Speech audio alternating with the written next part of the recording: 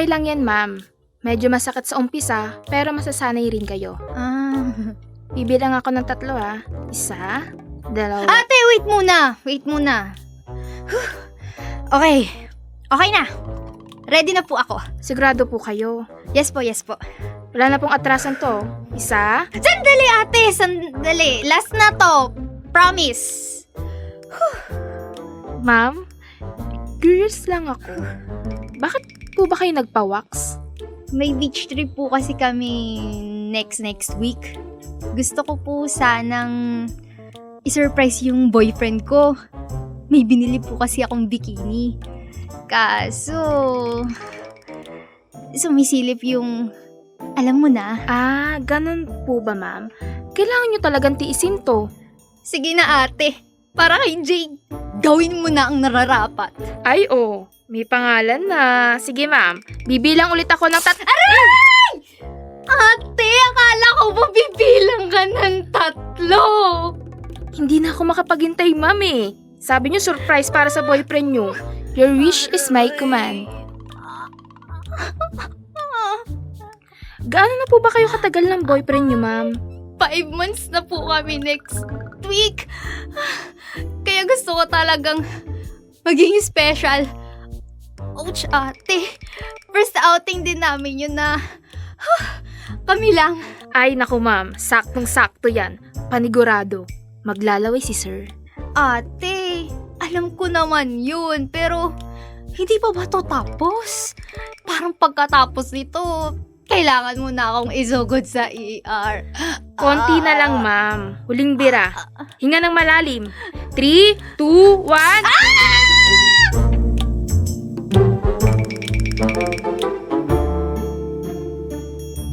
Dear Love, ako si Lara.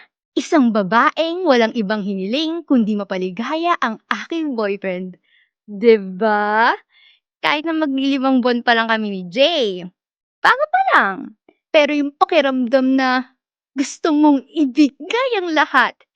Kahit hindi naman hinihingi. Ganon ako magmahal. Baklang bakla, 'di ba? Pero aminin ko, masakit magpa-wax. Sobrang sakit, mams. Yung tipong mapapaisip kung bakit ko nga ba ginagawa to sa sarili ko. Pero bilang tanda ng pagmamahal, kinaya ko. Ito ang napili kong surprise para sa monthsary namin. At paninindigan ko to, girl. Kasalanan ko naman to, kaya tiis ganda. Excited pa nga ako ipakita sa kanya ang surprise ko. Pinag-isipan ko to ng bongga. Pinagandaan. Kaya, sayang naman kung hindi ko masusuot yun, 'di ba? At oo, hindi man ako ganun ka-sexy. Hindi man din ako yung tipo ng babaeng mapapalingon ng buong beach. Pero confident akong mai-impress ko si Jay. Baka maglaway pa siya kapag nakita niya ako.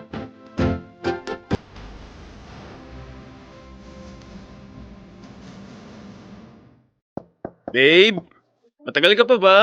Wait lang, babe. Palabas na rin ako. Bilisan mo, babe. Baka hindi na natin maabutan yung sunset. Wait lang. Nasaan na ba yung shades ko? Nandito lang yung kanina. Ito ba yung hinahanap mo, babe? Ayan, yan nga yan. Akala ko nawala na eh. Ano, tara na? Hindi mo man lang ba papansinin itong suot ko?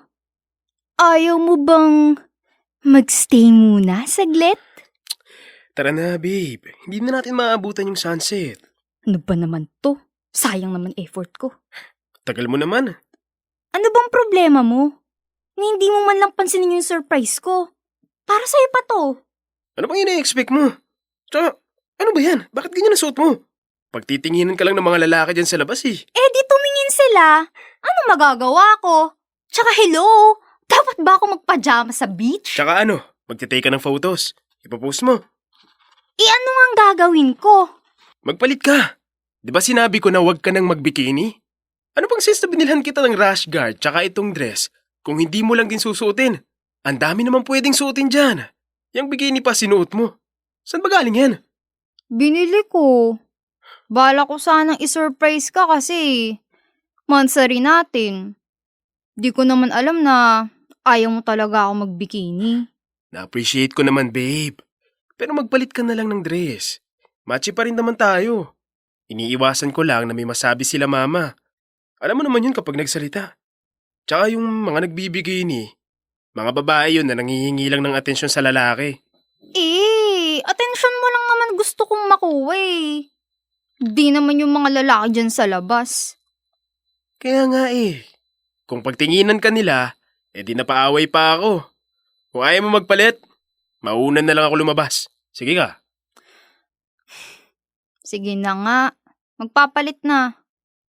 Bilisan mo lang para maabutan pa natin yung sunset. Bakla! Akala ko pa naman masusurprise ko si Jay. Pero hindi pala. Ano bang iniisip niya? Na nagpapa-impress ako sa mga lalaki sa beach? Na nagpapa-sexy ako sa social media? Hindi naman yun yung intensyon ko. Gusto ko lang naman, mapasaya siya. Para sa monthsary namin. Para sa unang outing namin na magkasama. Pero aaminin ko, na-disappoint ako, nalungkot, at ouch, may kaunting kirot sa heart. Parang nasayang lang yung effort ko, girl. Yung binili kong bikini, yung excitement na gusto kong ibigay. At bilang marupok, kahit ayaw ko, kahit hindi ako komportable, kahit medyo, baduy sa tingin ko, wala. Sinunod ko pa rin gusto niya.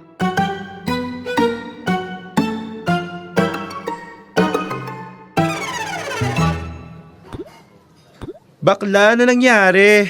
Akala ko ba magbibikini ka bakit naging baduy naman yung dress na suot mo sa post mo? Bakla, ito na nga. Akala ko masusurprise ko si JB. Pero, ako na-surprise sa reaction niya.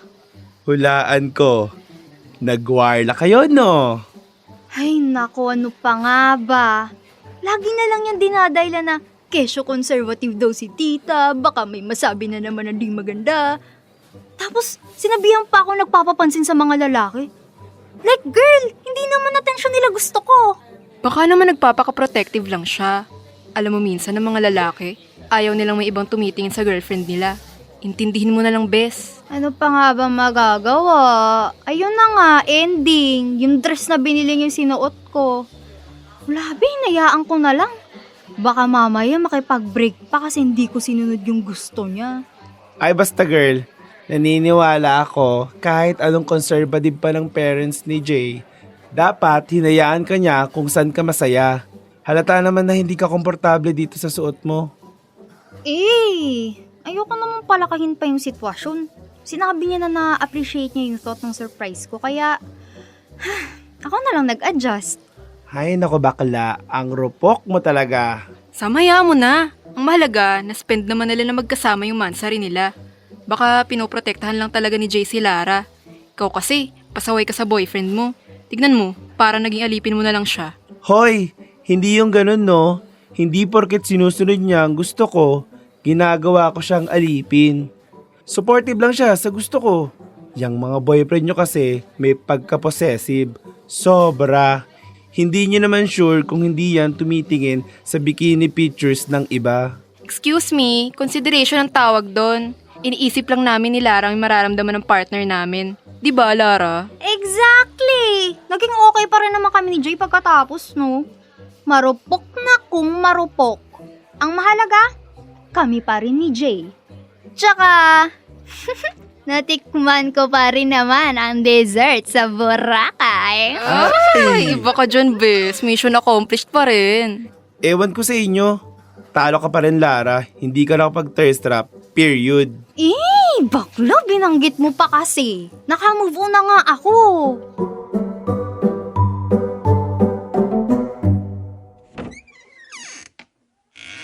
Babe! I'm home! Teka, ba't ang tahimik? Jay? Sino tong tumatawag kay Jay? Tsaka, bakit ganito profile picture? Jay, bakit ka ba umuwi agad? Hindi ko pa nga napapakita sa'yo lahat ng bikining binili ko. Sino to? Bakit mo tinatawagan ng boyfriend ko? Uy, babe. Nandyan ka na pala. Kamusta yung lakad nyo? Bakit hawak mo ang phone ko? Saan ka galing? Tsaka sino tong tumatawag sa'yo, ha? Babe, it's not what you think. Hayaan mo ako magpaliwanag. Huwag mo akong niloloko, Jay. Huling-huli ka na. Mali ang iniisip mo. Sino yun, ha? Ipapakita mo o babasagin ko tong phone mo? Babe! Buksan mo! Ito na. Nakikita mo ba tong babae mo, Jay? Sige! I-explain mo sa akin yan ngayon. Nakuha mo pang magalit? Nagbikini ako nung nagborakay tayo? Tapos ganyan lang din pala ipapalit mo sa akin? Ang kapal ng mukha mo, Jay! Ang kapal! May plano naman akong tigilan yan. Pero sinasabihan niya akong iba-blackmail daw ako kay mama. Natukso lang ako, babe. Nagkamali ako. I'm sorry. Tigilan mo ako, Jay! Natukso? Parang nabitin pa nga kay sa landian nyo kanina. May pasabi-sabi ka pang konserbatibang nanay mo. Tapos ganyang hupadera lang pala ipapalit mo sa akin, ha? Babe, hindi to alam ni mami. Kaya please, patawarin mo ako. Saan ka kumukuha ng lakas ng loob, ha? Halos magpakatanga ako sa'yo, Jay! Nakuha ko pang sundin ang lahat ng gusto mo! Nag-effort pa ako i-surprise ka! Tapos ganitong igaganti mo? Eh, sino ba kasing nagsabi na gawin mo yun para sa akin? Ikaw lang naman ang nag-iisip na na. Nirequest ko ba yun sa'yo? Hindi naman ah. Kaya wag mong ibalik sa akin yun. Alam mo, maghiwalay na tayo! Lara, Magsawa ka tumingin dyan sa bikini na kabit mo! Huwag na huwag ka rin lumapit sa akin!